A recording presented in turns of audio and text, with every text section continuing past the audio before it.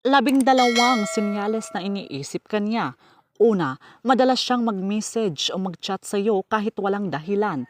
Ibig sabihin, gusto lang niyang marinig ang boses mo o makausap ka kahit walang mahalagang pakay. Pangalawa, mabilis siyang mag-reply sa bawat mensahe mo. Pinapakita nito na excited siyang makipag-usap sa iyo at gusto niyang mapanatili ang komunikasyon ninyo.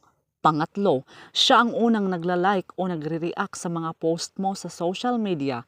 Ipinapakita nito na sinusubaybayan niya ang mga ginagawa mo dahil madalas kaniyang iniisip. Pang-apat, nahuhuli mo siyang palihim na nakatingin sa iyo. Kapag bigla niyang iniiwas ang tingin pagkahuli mo, malamang ay pinagmamasdan kaniya dahil nasa isip kaniya. Panglima, madalas niyang banggitin ang pangalan mo sa mga kwento niya. Kung isinisama ka niya sa mga usapan, ibig sabihin ay madalas kang dumadaan sa isip niya kahit hindi ka naman kasama. Pang-anim, naaalala niya ang maliliit na bagay na nasabi mo dati. Kapag alam pa rin niya ang mga simpleng detalye tulad ng paborito mong pagkain o kulay, sinyalis yun na pinapahalagahan ka niya. Pang-pito, gumagawa siya ng paraan para makasama ka. Maaaring nag-aalok siyang sumama sa iyo o nagkukusa siyang tumulong para lang magkaroon ng oras na magkasama kayo. Pangwalo, naghahanap siya ng koneksyon sa pagitan ninyo. Kapag binabanggit niya ang mga inside jokes o mga alaala ninyong dalawa, ibig sabihin gusto niyang mapanatili ang inyong samahan.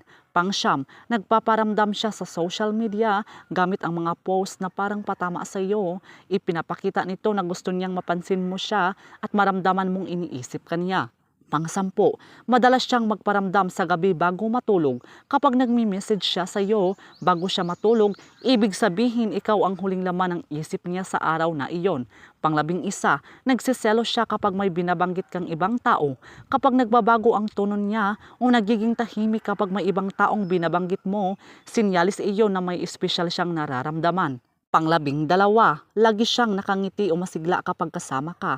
Ang saya at ngiti niya ay nagpapakita na masaya siyang makasama ka dahil matagal ka na niyang iniisip bago pa kayong magkita. So yun lang po mga kaibigan. So please do subscribe and hit the notification bell para ma-update po kayo sa susunod na mga videos. Maraming salamat!